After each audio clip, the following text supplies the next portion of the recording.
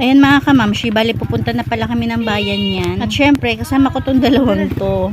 Bali magkukommute lang kami niyan kasi nga is mga gamis ang bibilhin ko. Pag mga gamis talaga is hindi pwedeng motor kasi mahirap bitbitin. Kaya yung motor na yan is iiwan lang namin yan sa kanto.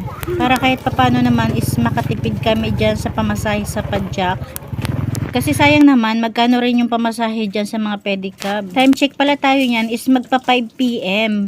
Pero bago kami umalis, nagchat muna pala ako kay Madeline sa may-ari ng Balong and Mads Party Needs. Nagtanong ako kung bukas pa sila kasi baka mamaya pagdating namin is sarado na rin naman. 4 PM pa lang kasi is naghihintay na talaga ako sa asawa ko kasi sabi ko is mamimili kami ng gamis. Kaya lang dumating siya is mga 4:45 na ng hapon. Kaya ayan, nagchat muna ako kay Madeline para sigurado naman hindi naman masayang yung pagpunta natin sa bayan. At ayan nga, nag-reply naman siya, sabi niya is wait niya daw kami. Kaya agad-agad is umalis na kami. Kaya ayan mga kamamshi, bali naglalakad na kami niyan. Yung motor is iniwan na namin sa kanto.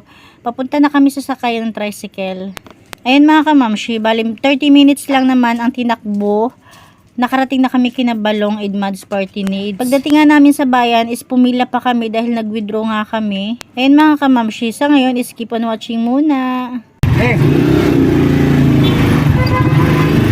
At ayan nga, pagdating namin sa bayan, ayan, at ang haba ng pila, kahit saan kami pumunta, mahaba talaga yung pila. Dito na lang kami pumila dahil kahit papano is 3 yung withdrawhan.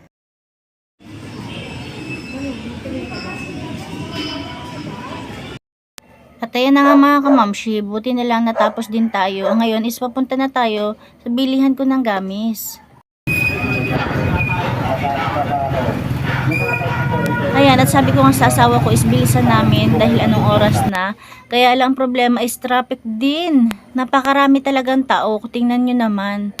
Ayan, at nandito na nga tayo. Sa daanan pala namin, or dinadaanan namin is may mga nagtitinda na rin ng mga cheap toys and gamis.